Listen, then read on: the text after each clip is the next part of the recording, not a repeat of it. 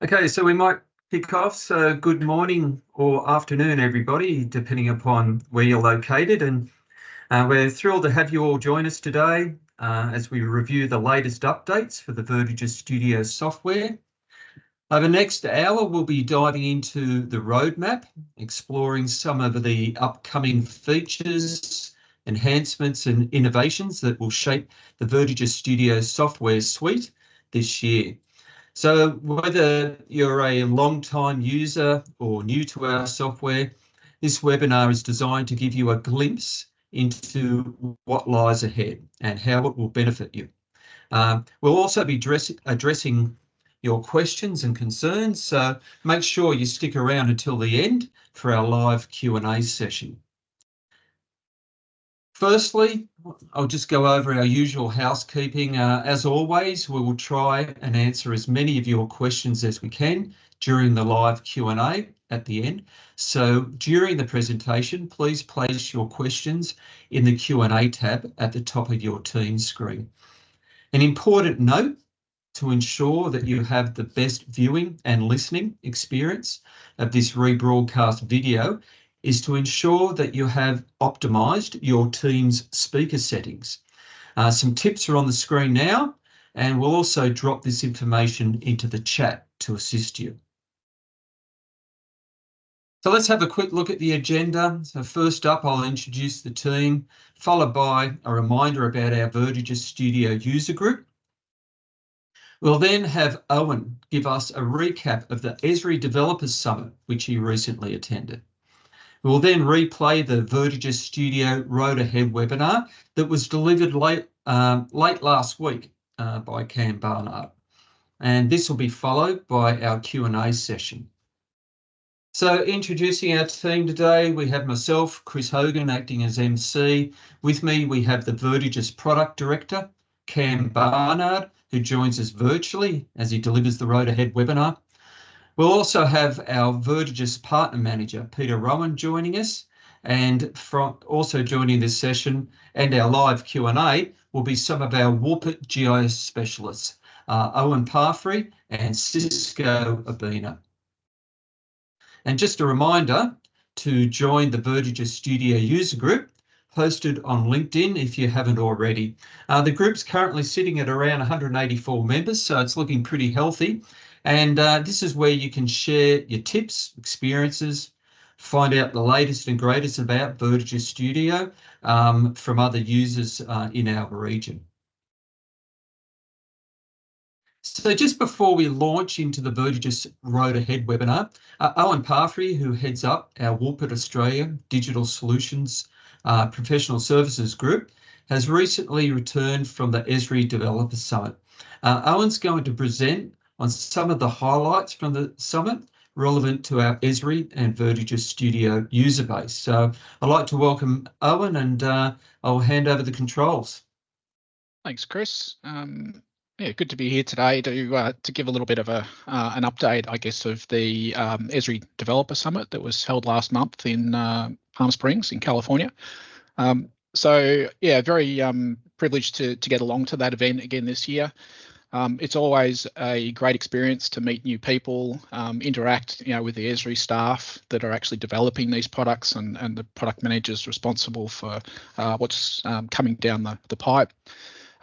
It's also, I think, a fantastic opportunity to generate new ideas and to see how we could put these into practice here at Woolpert to help you, our customers, achieving your goals.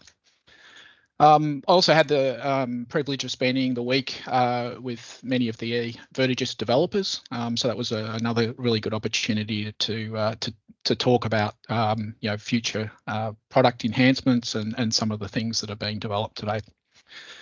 So this year, Esri really focused their developer summit around the continued expansion of the ArcGIS system as a foundational GIS platform. They've done a lot of work in integrating or providing integration to other data sources, across raster, vector, 3D CAD and BIM, real-time data from IoT systems, and even introducing things like access to video through the new video server. So these are all, of particular interest to us at Woolpert because we routinely collect these types of data for our clients. We serve that through our cloud-hosted systems and assist everyone across the board in integrating this data, into their business system. So I'm always very keen to see what enhancements are coming in this space. One of the key areas, I guess, you can see here is there's a vast coverage of enhancements across the ArcGIS platform, that range from the underlying platforms that they're running on, whether it's Linux or Windows or Kubernetes, through to the ArcGIS applications, the server products such as Enterprise, ArcGIS Online, their desktop and mobile applications, dashboards, right through to the analytics and things that are focused around key areas like the latest enhancements in GeoAI. So there's a huge amount of information presented, and it's often quite difficult to keep up and distill. But I thought I'd try and share a few of the things I thought were highlights this year. One of the areas that was of quite a bit of interest to us, and I think to a lot of people that are working with the Esri ArcGIS platform, is the presentation from Jay Theodore on the ArcGIS platform as a well-architected framework. So this is a new resource that Esri have compiled, and it's really showing how the modern GIS platform has evolved to become a core enterprise business system. Along the lines of of things like Salesforce and other large platforms that really drive the core functionality within an enterprise business. So the well-architected framework is a set of concepts and patterns and best practices for designing and implementing these systems, for administrating them, and for delivering them either as software, as SaaS, or as PaaS deployments. The models themselves, or this model, is based on a standards IT practice, and it's really there to help people that are working with ArcGIS understand how the products integrate, how to deploy them, and how to manage them and the life cycle of these systems, because they're becoming quite complex. So this resource, for those who haven't seen it yet, is up on the ArcGIS documentation center. It's under architecture.arcgis.com. It's really comprehensive. It's a great resource for GIS professionals, but more so it's geared around communicating with IT professionals, that are managing infrastructure and core business systems in your organisation. So it really gives you a single and central spot to come in and sort of find information related to the concepts and the ways to operate this platform in a best practices manner. So I highly recommend having a look at that. One of the technology pieces that stood out to me this year, which is I thought very interesting in the ArcGIS platform, and this is a bit of technology that is actually available today in ArcGIS Online, is what's called data pipelines. So these are a new mechanism to integrate data into Esri. So what it provides basically is a designer. For those familiar with VertiGIS workflow, it's a very similar concept to workflow, where you can connect to data sources where they reside, and then you can use the flow approach to condition that data. For example, join it and then create a new feature data set on the fly, which can then be consumed into your applications. So this allows you to sort of bring in data from external places. It can be different data sets. In this example, it's like an S3 bucket with some pedestrian data joining with some open data that's a WMS service, and then creating a new feature service from that, which can be consumed into ArcGIS products. And these can be saved, they can be executed on a schedule, and they can even be integrated with the ArcGIS Python API and run from code in notebooks. So I think this will be quite an interesting and very useful platform to bring data into ArcGIS. The other area that's obviously of big interest to Esri this year is AI. and they've been doing quite a lot of work in this space. In fact, there's some amazing advancements across their GeoAI toolsets and the pre-trained models. One of the key things they demonstrated this year that I thought was quite compelling was the integration of some of the foundation models. So these are huge models with billions of parameters that have been trained on internet scale data, and they can then be used to be prompted to perform tasks. So one of the ones they presented this year was the Segment Anything model, or SAM model, which was released by Meta. So this is a package that's available today in the Living Atlas as a pre-trained deep learning model, and it's actually been one of the most popular models released to date in the Esri environment. So it's really good at segmenting objects, and it's sort of a great job if you want to take, in this case, something like a field and extract the boundaries of all the agriculture regions. But what it's not particularly good at is extracting features from imagery that's very busy. You end up getting a lot of object detection, and it's a bit hard to then segment that and just get the stuff that you're focused on. So what Esri's done is they've implemented a combination model, which includes SAM with a text classification model. And this allows you to actually tell the model what you want to extract using text prompts. So as a quick example here, this is a demo that Esri presented at the keynote. It's an imagery shot showing RV trailer parks. So these are just RVs sitting in a trailer park, and we want to extract these and count the number of RVs in this park. So with this new text SAM model, you can actually use, in this case, an input parameter, which is text prompt, and you can type in what it is you want to search for. In this case, I want to search for trailer homes. And the model itself, when it runs, actually understands what text trailer homes means, and it'll then actually go and identify those features within the imagery. So I thought that, and this text prompt model can take freeform text, can take phrases, words, basically anything that the model can understand can be used to segment the classification process. So yeah, very interesting use cases, and I'm sure that'll be quite handy for some people doing that type of work. The other area that Esri has been pushing in, obviously, is in AI assistance and generative LLM models. So they presented some, I guess, roadmap around where they're going with this in the future.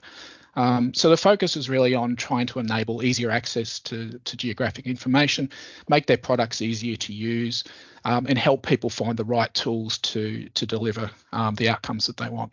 Obviously, there's a lot of work required in the background to make this actually practical, but yeah, the demonstrations that were presented show some very interesting future ahead, I think. So as an example, this is one of the prototypes that they put up. It's integrated with the ArcGIS map viewer. So this is an AI assistant, and it works very much like the Microsoft Copilot or ChatGPT interface, where you can actually ask it in phrases what you want it to do, and the viewer can go off and actually search through Portal or any data set that's available through the Portal catalog, find relevant data, and then create maps and do analysis based on those text prompts. So this was just a very simple example where they literally opened the view up with nothing in it and said, I want a map to show me where all the homes are in this particular area around Los Angeles between 1939 and 2010. And it loaded the data, and then they went through and showed that using these prompts, they could style and analyze the data. This is another example where the same approach was done, but this is to look at trees and classifying trees based on carbon content, carbon storage, and then doing some analysis to work out what the amount of carbon and ozone removal was. And it was all done through text prompts. So I think there's some very compelling examples of where this can go, and they showed some even more advanced examples than this. But I'm certainly very keen to follow this thread through Esri and see what's what's going to come to make our lives easier in the future. So with that, I'll hand back to you, Chris.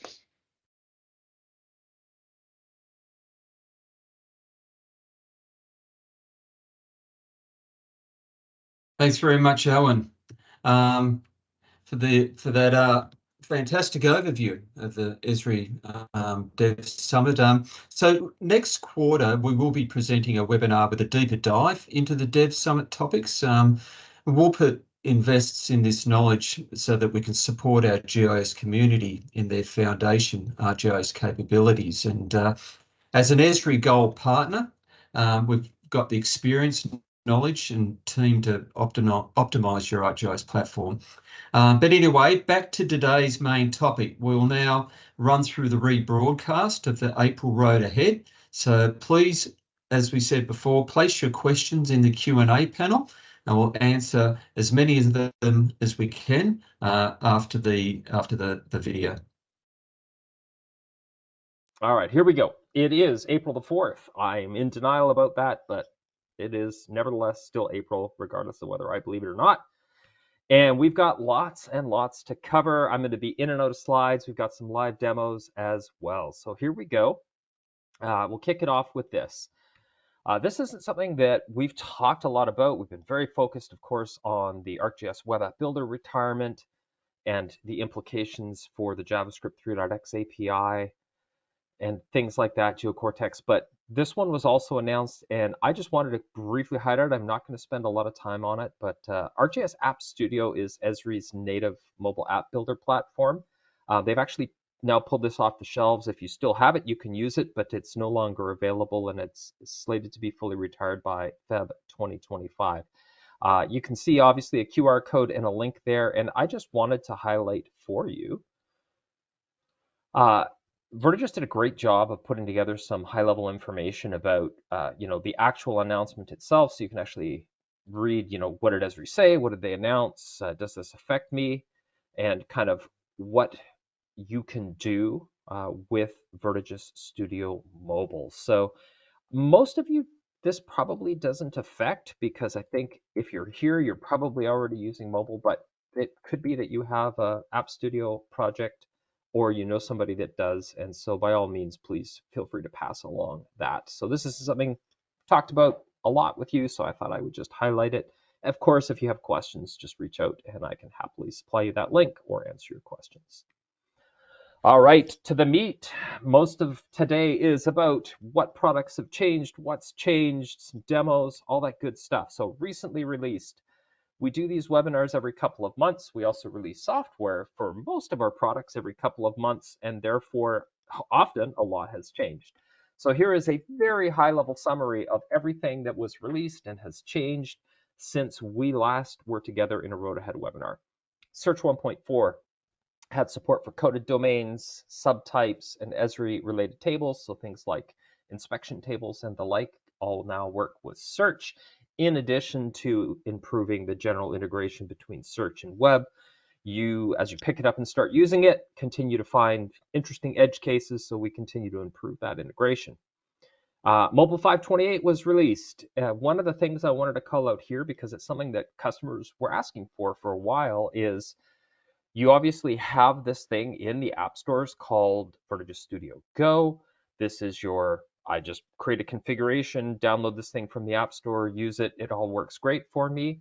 But we had a few customers who were like, actually, I'd like to create a custom version of this, my own APK if you're Android, or I don't remember what all the other artifacts are for various ecosystems, but I just want to create my own version of a mobile app that's based on VertiGIS Studio Mobile that lets my users select from multiple apps. So you can now actually create custom Studio Go's. Thought I'd call that out. Web 528 was released. Time series imagery base maps. I believe I demoed that last time, so you've probably seen that, in addition to, of course, lots of UX and layout improvements and lots of bugs. More and more of our time is spent fixing bugs that you report these days, which is a good thing because we want it to be high quality. Workflow 538 was released. Tabs now available in form control. I'm going to demo that for you shortly, as well as some new tools for aligning activities and some great changes to notes and to Navigator. And then desktop. So VertiGIS Studio Desktop for ArcGIS Pro was released in February. This was our initial general availability release at 1.7. And many of you will immediately go, wait a minute. The initial release, yes, that's correct. 1.7, yes, that's also correct. This is technology that had been in use by customers and had gone through quite a lot of improvement and revision already. And so it's actually the 7th release of this as far as customer usage is concerned, but the first time we made it available as VertiGIS Studio Desktop for ArcGIS Pro. And I'm going to walk you through some examples of that as well. So let's start with workflow, because workflow is fun. Here I have a workflow. It doesn't look very good, but that's sort of on purpose. And one of the first things I wanted to show you was there's been a lot of work done on tools to make it really, really easy for you to kind of tidy up your workflows, make them look better, including things like being able to, create extra wide notes when you've got a lot of content to do. There's 2 or 3 different sizes of notes. This particular workflow that I'm going to spend most of my time demoing, you can see has 3 sections in it. So these are collapsible section styles. What does that look like inside web? I'm so glad you asked. Here we go. It looks like this. Step 1, step 2, step 3. I've got a scroll bar. I can collapse and expand these different sections. Now this functionality has been around for a while, but then it was a pretty short time between that and what you asked for, which was, hey, actually what would be really, really great is if these collapsible sections behaved more like an accordion control. So change those to accordion, give it a quick save. And if you've never ever worked with or seen workflow before, this is also just a great example of how quickly you make changes to configuration and you can verify them and see them live. So now I have an accordion style. I've got step 1. When I open step 2, step 1 collapses. When I open step 3, the other 2 collapse. So that's an accordion style control. It changes.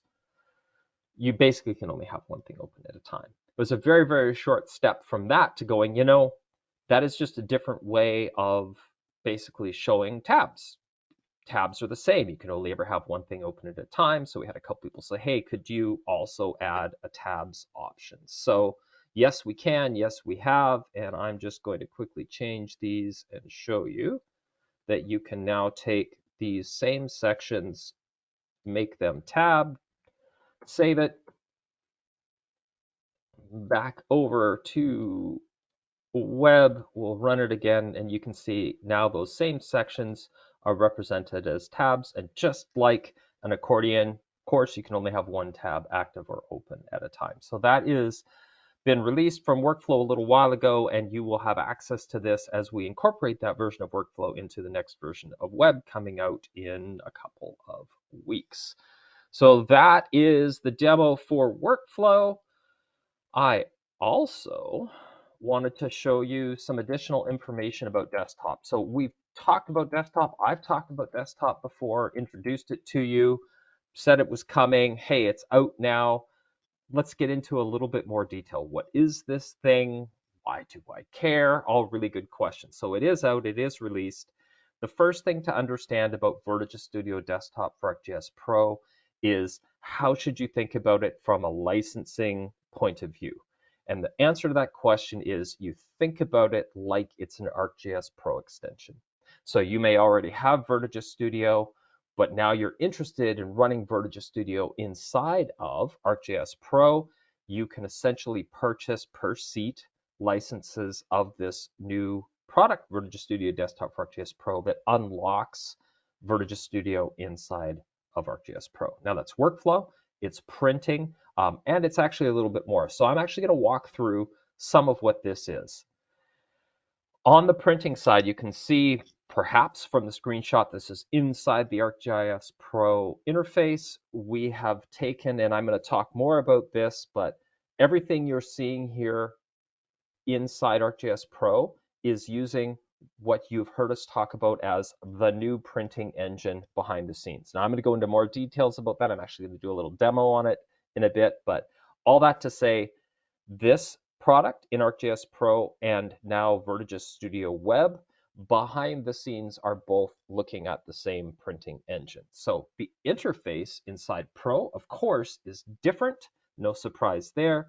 And in fact, you can do quite a lot of deep and interesting things in printing inside of Pro. In addition to standard prints, you can do things called infinite prints that are kind of odd areas that span things. You can do multi-page prints, either along a line, based on a grid, or even across time series. And inside ArcGIS Pro, you can also do range series or even create complex print packages that have multiple prints all bundled together into a single PDF. So quite a lot of rich functionality for printing inside ArcGIS Pro. And this, again, if you're a ArcGIS Pro users, this takes what you can do today in ArcGIS Pro from a printing point of view and takes it far, far further than what you have access to today. An example of more complex output.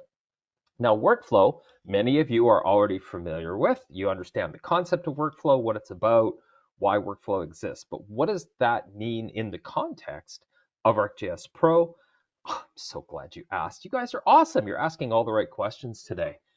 You've seen this for a while, that you can create workflows for ArcGIS Pro.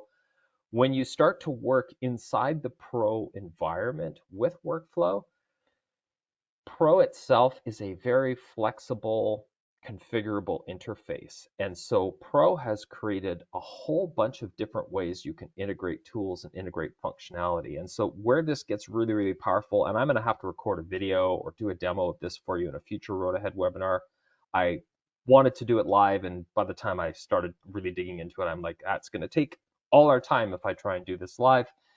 But you can do a lot of automation. So this is what's called the entry point manager inside Pro, application events in Pro, form attributes showing, results list showing, creating custom ribbons, doing events on individual rows, and you can wire workflow into any of those places inside Pro. So now all of a sudden, inside your Pro environment, you can actually use all the power and things you're used to about workflow. So a really nice user interaction that takes an end user by the hand and walks them through a set of steps, for example, forms that can dynamically change based on user input, forms that can deal with logical concepts like if statements or conditional logic, loops, iteration, things like that. All those things are possible in workflow, but they're actually not possible inside Pro. They're not possible with tasks. They're not possible really with anything. And so we've also integrated to the task environment, so you can actually call tasks from a workflow and vice versa. So really, really nice integration. I think seeing this one will really help you in the future. Now, this isn't something I've talked a lot about. I've been focused on VertiGIS Studio when I've talked about VertiGIS Studio Desktop for ArcGIS Pro, workflow and printing. But there's also this toolkit that comes along. So really what this product is about is, how can I make the life of someone who spends most of their day in ArcGIS Pro better? Printing is better. Integrating workflow to help them do certain automation and tasks that were really hard to do before is better.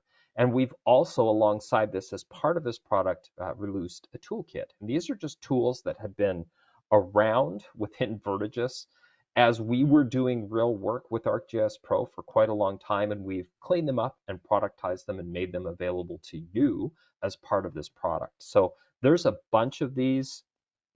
You can read the list. They're common things that people want to do in Pro that were just historically time intensive inside Pro. So a great example here is queries. So yes, you can run queries inside Pro, and the interface that you get out of the box in Pro for a kind of having multiple queries and applying them is a little clunky. And so we're like, no, this is something we do all the time. We've built a better interface for being able to manage and enable and disable queries inside Pro. And we thought, hey, you know what? We're going to share it with you as well, because, we're just nice like that. But we wanted to make this product as valuable as we could. Now, all that to say, on the demo side, one other thing to show you. If you haven't seen it yet, I'm on docs.vertigisstudio.com. We have fully published the VertiGIS Studio Desktop for ArcGIS Pro docs. They're here, they're public. You can go read them, you can access them. And so, for example, if you're really keen to understand more about how does workflow work inside ArcGIS Pro, or what are all these tools that Cam was talking about, and I really would like to know more about the selection tools, for example, the identify feature tools, they're all documented here. If you're anything like me, I get really excited when somebody's like, can I just have a copy of the user manual? I'll read it, I'll understand it, but I'm not interested so much in the marketing brochure. Give me the user manual, let me dig in. So all this is available to you if you would like to look at it. So that is desktop. It is out there. It's available. Lots of information available for you in docs and other places. So by all means, take care. What are we currently working on? I feel like I'm going really fast. That's because there's a lot of content. So, hey, printing. Let's talk about printing. VertiGIS Studio Printing has been out for a while. People have found lots of value in it. As you know, we have been working on a new printing engine for quite some time. I am happy to say, now this is in my coming soon section. It's actually could have been in the now released because I think it was released yesterday. So printing 523 is live, it's out. It is now available. That includes access to this new printing engine. Again, this is exactly the same thing behind the scenes that's used both in this ArcGIS Pro desktop VertiGIS Studio product, as well as in the more familiar VertiGIS Studio printing product. So what is this? Because it's easy to use the buzzword, it's a new printing engine, but what are we actually really talking about? What we're really talking about is an Esri ArcGIS enterprise geoprocessing task that we have custom built to look a lot like Esri's, but go way beyond what Esri's can do. So it supports all the latest technologies. Why do you care? If like, hey, I've really wanted to be printing subtype group layers or vector tiles or different things, this new engine can do that. You're getting higher quality vector-based outputs. So if you know anything about our printing, we used to basically re-render your web map in a browser, in an engine, and then take pictures of it and then stitch all those pictures together. So they were inherently raster-based, which meant when you zoom in, you'd start to see raster artifacts. And on average, far better performance. Why do I have on average? Why did I qualify it?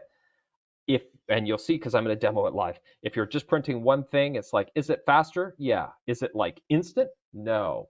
But when you get into larger, more complicated printing tasks, you will really notice the difference in terms of speed.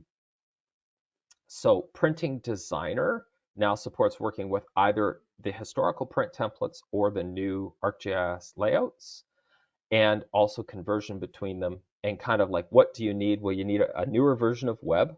So something 528.1, or you can wait and use 529. You need the updated version of Printing Designer, and then of course you need this engine installer. So all that to say, let me just show you some of this, because again, seeing things is so much easier often. So this is actually my geoprocessing task, which is in fact the new printing engine installed on an ArcGIS Enterprise machine somewhere in our network, delivered to me over VPN. Very exciting stuff. But you can see, obviously, it has an endpoint or a URL. This is the new version of printing. It should look very, very familiar to you. And what I wanted to call out here is if you have installed that engine somewhere in your network, then you will see a new option here to run this Printing Designer in ArcGIS Pro layout mode. Now, these are understood by Esri as a very specific, unique item type. So they're not like our old print templates where we had to do a lot of, it's really just a JSON blob, but nobody knows what it means. These are actually understood by Esri to be printing layouts. So when in Pro mode, I can, of course, open, interact with print templates as you would expect. I think I clicked on that. Here it comes. And again, this interface should look very, very familiar to you. And that's because we did all the work behind the scenes to take this interface and be able to actually save it out to these new ArcGIS Pro layouts. This also means you can open your existing print templates and convert them into the new format as well, because the geoprocessing task also takes care of that. So printing looks very, very familiar. That's great. What I did want to show you briefly now that I have something open is if I actually open this in the portal itself, you can see that the item type here is actually known by Esri to be something called a layout. And in fact, it says, hey, did you know you can edit these in ArcGIS Pro? Yes, we do. We just have also created a web-based interface. So you can either do it in Printing Designer or you can do it in ArcGIS Pro, and you will basically have the same content. It moves back and forth seamlessly. So what does this mean or look like inside of VertiGIS Studio Web? Well, here I am. I'm going to open a brand new template app and just kind of show you some of the before and after. And again, I just find this is so much better than talking about it. Showing you what's actually happening makes it much easier to follow. So here I am, very familiar. I've got a print component somewhere in my layout. There it is. And this is as you see today. I've got these things called print templates, and I have one configured and grids and resolutions and stuff. This has been exactly like this for a really long time. But now, basically, once you've installed your new engine somewhere on ArcGIS Enterprise, you can now go into the Services tab. And there is a new printing service. You put the GP task endpoint in there, validates that for me, and that will now change my experience of how this printing component works. So now when I open this printing component, instead of seeing print layouts, I see ArcGIS Pro layouts, and I'm going to go ahead and add one.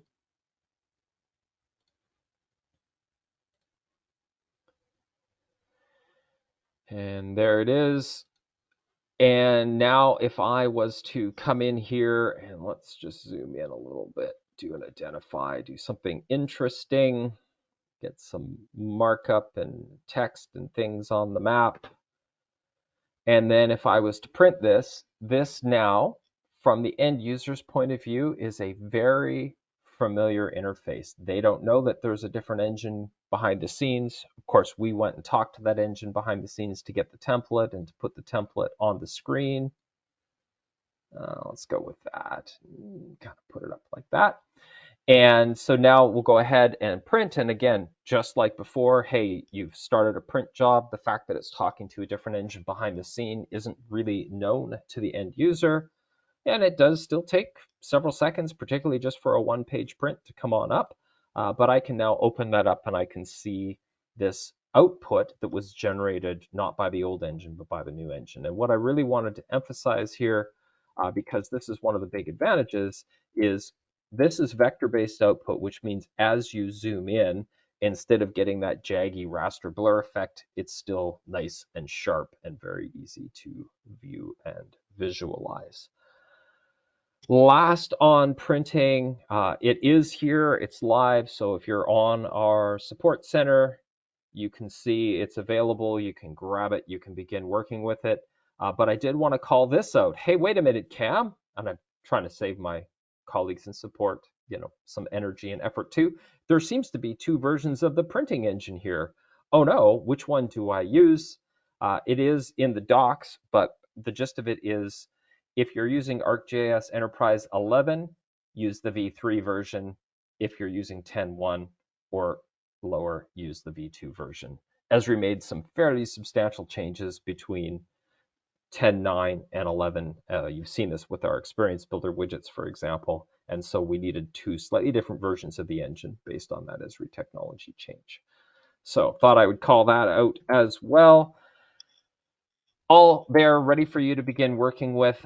Sure, you'll find interesting things that we haven't, but looking forward to beginning to see that being used regularly.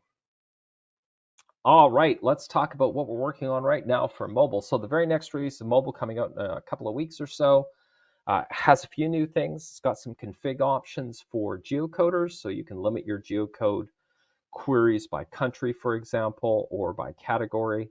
It's got some new configurable events right in Designer for doing the map clicked event. And again, these are just all things that came up, real world implementations. People like, how do I change this? It's like, hey, let's wire that in, so make that easier for you to change. And we've also done some work behind the scenes on the build service. So if you're building custom apps, just to more easily consume and support incremental patch versions of mobile. You'd never see that, but it just means you're getting the latest and greatest whenever you do a custom build on a particular version of mobile. Web, what's coming in web? Well, the next release has OGC WFS layer support. Pause just for a second, call out and a big thanks. Partners in the Netherlands, partners in the Scandinavian, Northern European countries, partners in Australia, all provided me with layers and samples so that when we were doing this, we had good data to test with. Happy to report those all work great. So we're excited to be able to release this. There is a caveat. The caveat is, hey, those WFS layers need to be at least 2.0.0 and they have to have GeoJSON output format enabled. This is really a restriction on the underlying Esri API, but nevertheless worth calling out. What else is coming in the next release in a couple weeks of web? We made some extensions to the application deployment around dev test prod so that environment values and search and replaces would work inside server workflows. That was never a thing that we originally thought would be useful, but you said it was, so we went ahead and did it. Some new title properties for panels. So panels can now show titles of the content that they're displaying. There's some great examples and use cases for why that's valuable. We added a wildcard support for event listeners. Event listeners have been around for a couple of releases, and this is really mostly in support of working together with workflow, where people were trying to write workflows that wanted to kind of hear everything and then decide what to do with it, and there wasn't a really simple way of configuring that in web, but it's actually pretty handy in web itself as well. Some new, of course, ever always styling UI things. So there's a new rounded style option for toolbars. These look particularly great when they're placed directly on the map. Some new component spacing options. So this is worth talking about because people would take several components, put them together in, say, a set of columns, and then they would be trying to adjust the spacing between those, and they would use margin, but that also sets stuff, margin goes all the way around a component. So you'd start to have things ever so slightly out of alignment. So we've now gone and exposed what we were calling nested spacing. So I've got a bunch of components together and I just want to put some space between them. So you can look for that in Designer. And we've also done a typography update. So fonts, sizing, and styling. You shouldn't notice anything drastic. We've tried really hard not to make this drastic, but this is bringing it into line with all the products together. It sets us up better for addressing future work around making the compact view more compact. And also, maybe, this isn't a promise, it also makes it possible for us to fulfill a request that we've heard from a few customers around being able to actually change the font inside web. So this is kind of setting us up for that work. So all those are coming. What's coming in the future? Hey, look, it's analytics. I did have a couple questions and comments from a couple people like, hey, it's been a really long time, Cam, since you talked about analytics. So here you go. We're going to talk briefly about analytics. We are still working on analytics slowly, but we're working on it. And there's a release coming out in, I don't remember exactly. We'll have a look at the release calendar shortly, but a month or two. And one of the things that we're working on right now, just thought I would give you an example, is deletion use cases. So in the current version of analytics, you can get it all set up. We make configuring it and kind of finding these things, and because it used to be in some of the previous versions of this product really, really hard to manually set all these pieces up. So we created this much easier way of configuring things, kind of detecting and adding automatically. But then it was like, okay, but that thing you detected and added, I don't actually want that. And there wasn't easy ways, really, to remove these things. So we're doing a lot of work on deletion use cases. I'm not interested in collecting data about that. This app isn't relevant anymore. I'm not actually wanting to monitor that portal anymore, that server anymore. And as with all things software, it's always a little bit more complicated than you think, because you can't just remove, you know, the end thing if you've left the telemetry in place, because it will just keep adding data and create it again. And so we had to come up with what's the right order and all the rest of that. But this is all coming out in the next version of analytics, so you can look forward to that. Mobile. Story here is very familiar, but absolutely worth repeating. We are, and actually had some really exciting stuff even this past week, seeing some of the pre-release builds, very, very close to having a truly fantastic version of VertiGIS Studio Mobile on top of Esri's latest Maps SDK for .NET. This is the 200.x or the MAUI. You've also heard it referred to stuff. It is important to get on this latest version of technology for a bunch of reasons. It's part of our brand promise to you. You shouldn't have to think about this, but it also unlocks a bunch of new capabilities that aren't available on the 100.x stream of Esri's API. There is an early access technology preview coming in May. I talked about this last time, but if you are currently a VertiGIS Studio Mobile user and you're working on Android or iOS or Windows, and you'd love to get your hands on a version of this sometime in May and kind of kick the tires on it, please, please, please shoot me or Cam Carmichael an email, and we will work with you to make sure you get a copy of this. We're keen to see it used in the real world before it gets into the hands of everybody. So that is coming now, because we're in April, pretty soon.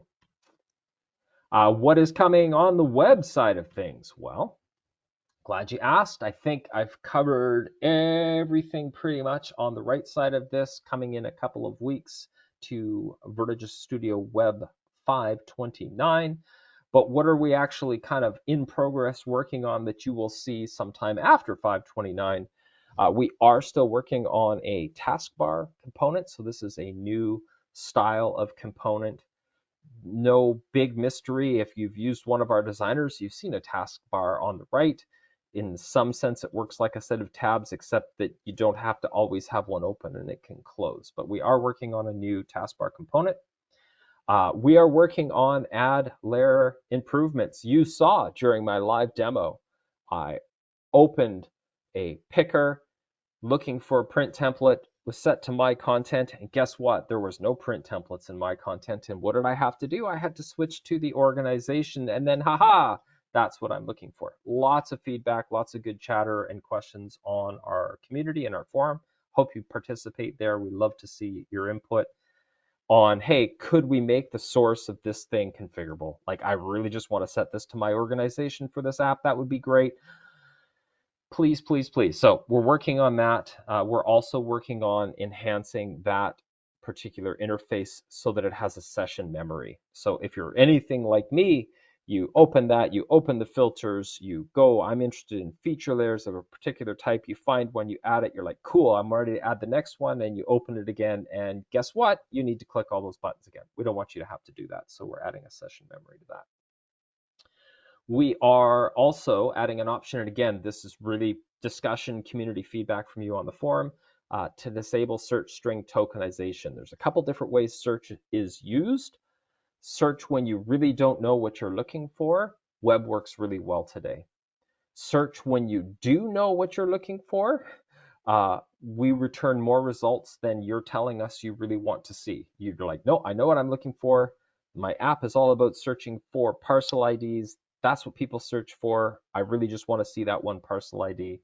So there's going to be an option to be able to take that search string and essentially treat it like an absolute string and not break it up into search strings like you don't know what you're looking for. So that's coming as well, and I know many of you will be excited about that.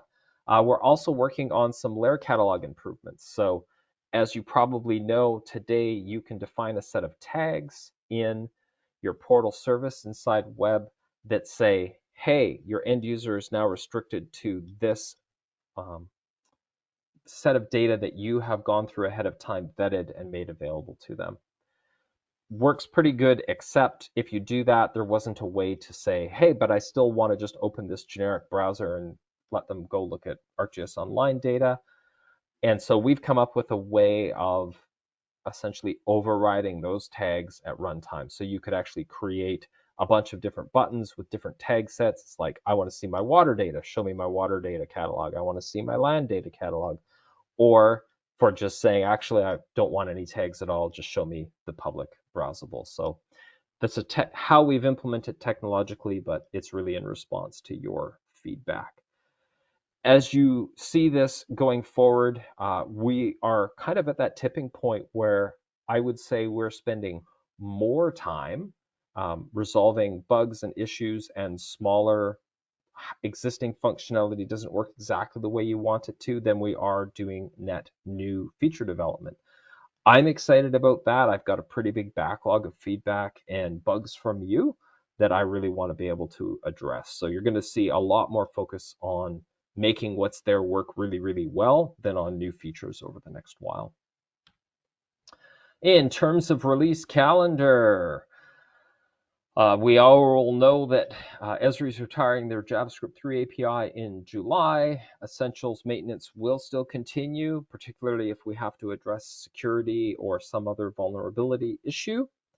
We do have a planned version of analytics coming out May. I think it's May. I didn't actually double check with the product manager before this, but pretty sure it's May.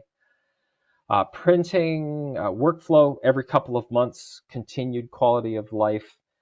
If you are someone who has previously submitted ideas on our ideas portal for workflow, you probably are noticing that the lead on that workflow product has been going through and actually implementing your ideas and your suggestions, because we're at the stage with workflow where most of what we want is there, and it's really just making it a fantastic, very fun, polite product to use. So lots of your requests, like, hey, I really need a bigger note, are actually coming straight off our ideas forum. Workflow and Printing 5.23 were released just yesterday. You'll see more of these as you begin to use it, but that was really about retiring 3D printing and exposing this new printing engine. Web and mobile coming out in a couple of weeks, and every couple of months after that. Really excited about the technology preview for mobile coming in May. Whoops. We're anticipating an access control release mid-year. It's not so much about functionality as just, again, we strive to keep these products up to date technologically for you, so you don't have to think about it. It's been a while since we've released access control. There's some things under the hood that probably should be updated, and so we're going to go ahead and do that. And search is marching along very, very well. New functionality every 2 months as we extend the reach of what can be indexed and searched on, and also as we tighten the integration with web, starting to look at the delta, the very fine-grained delta indexing and things like that, so you're not having to reindex all your data all the time. Pro is out, so we're excited about Virtual Studio Desktop for ArcGIS Pro, and we anticipate another release of that probably in June, July timeframe, something like that. And one of the things we're looking at there, not really a spoiler, but just reporting probably works in that environment, but we just haven't done the due diligence and the testing around it. So we want to make sure that everything that's needed to launch a report from a workflow, for example, all works inside Pro, and kind of put our stamp on it and say, you're good to go there. That is everything I had. Get this up on the screen. My name is Cam. I love your emails. Hopefully those of you who sent me emails with questions get that sense when I'm replying to you. I try really, really hard to reply to every email I get, particularly right after this webinar, in the next day or so, to try and answer your questions. Doing live questions, a little harder to do, but you will absolutely see me answer those questions by email. So thank you for spending time with me. I really appreciate it, and looking forward to answering questions, interacting with you by email, and I guess we'll see you in a couple of months for the next Road Ahead webinar. Thanks for being here. Have a great day, and we will talk to you soon. I hope you all enjoyed the latest Road Ahead webinar for April. Lots of very good new functionality in there, and we'll dive into our Q&A in just a minute. But just a recap, following our VertiGIS Studio transition webinar earlier this year, we've had a lot of positive response. Customers are certainly now starting to plan their transition and getting us involved in helping them.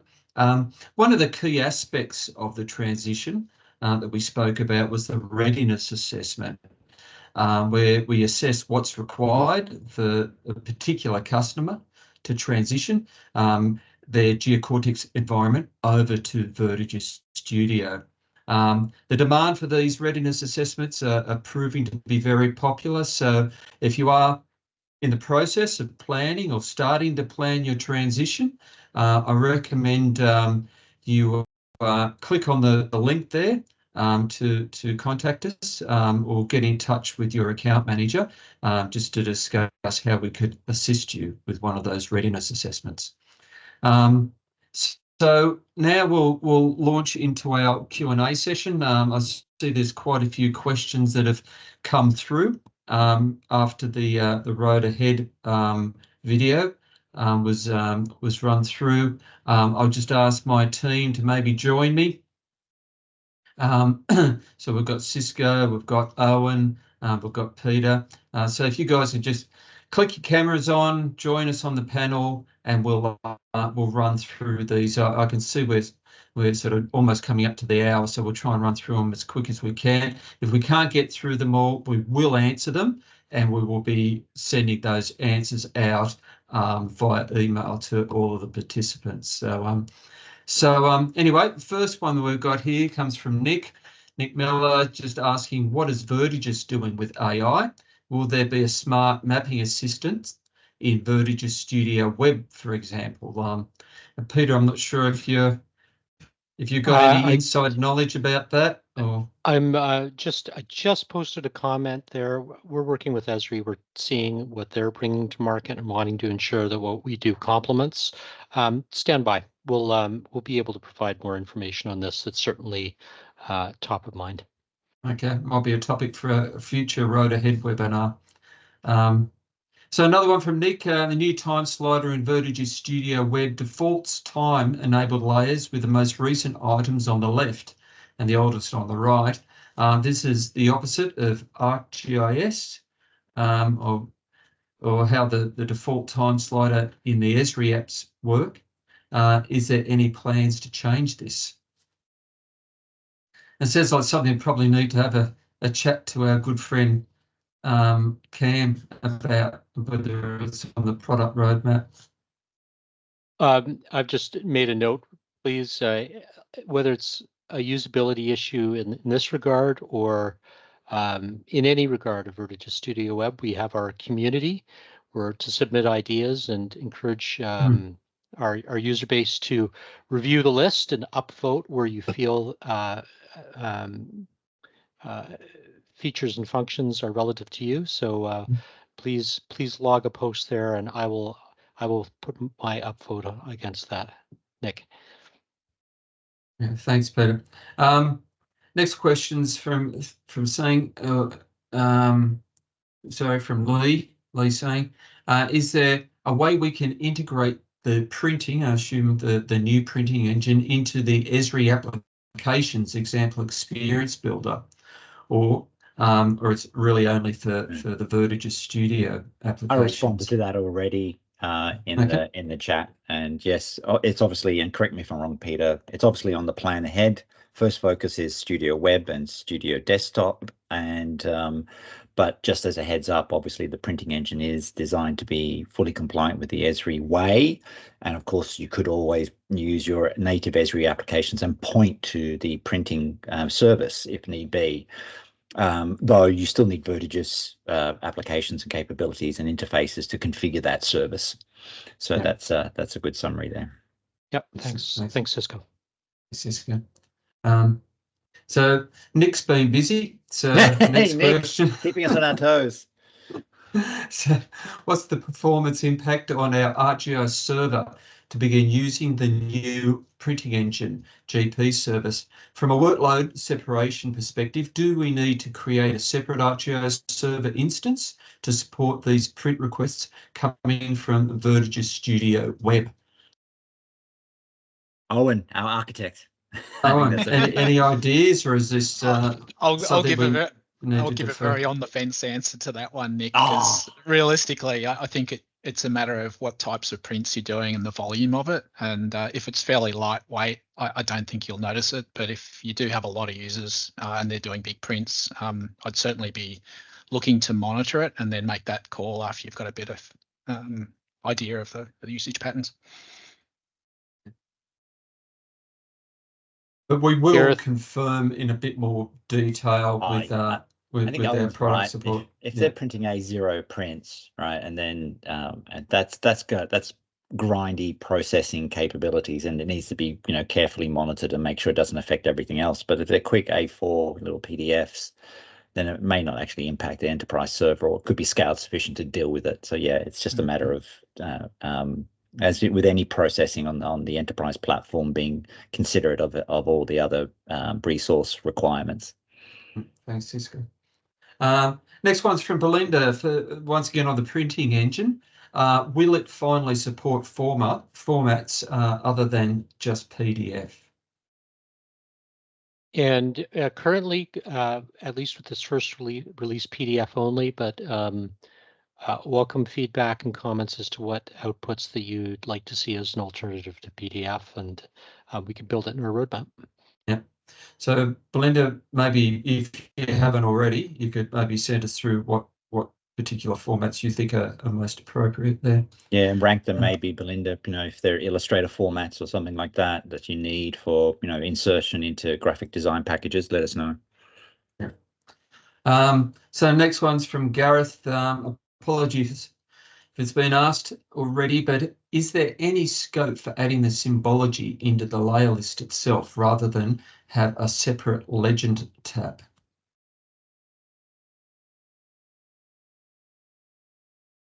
Might be one we might need to defer with our product team. Yeah, I know this has been a hot topic in the previous conversation. I'd like to table this, if I may, and we can respond back to this and other questions.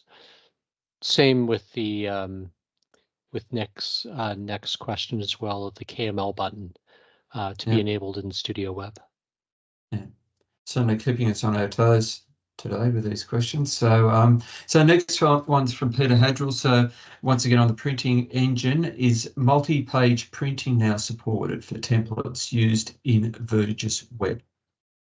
And I think we've got an open support case with that question posed. I can't answer that right off the top of my head, but we'll get an answer back within 24 hours.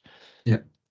You'd assume that it would be definitely on the roadmap, because it's fairly common function that's required, isn't it? So particularly for supporting. Yeah, go ahead, Don. I was going to say I would assume, not having tried it, that it is actually supported, because the print service itself supports multi-page output. So yeah, thanks, Owen. Yeah, but we will confirm that. So I think they're all the questions that I've got listed in my chat in the Q&A. So if any went into the chat session. Oh, sorry, Gary's dropped one in the chat there, Gary Pearson. Well, looks a bit is it in the development schedule to update the query builder tool with VertiGIS Studio Web to filter the layer list alphabetically? That's a good one. So come on, Peter, when's that going to be released? I wish I could comment on the top of my head, but we'll table that one and we'll get a response back. Yeah. Good question. And it is a great question. So, okay. Well, look, lots of very good questions there. Obviously, a number of them sort of had us on our toes and we couldn't answer on the spot. But as I said, we will be talking with product development, and we will turn around answers on these questions very quickly, and we'll be distributing those out. Obviously, at any time, any other questions come up, and I'm sure you'll think of other things when you get off the webinar today, please just reach out to your account managers, and we're always very, very happy to help out with any questions that you might have.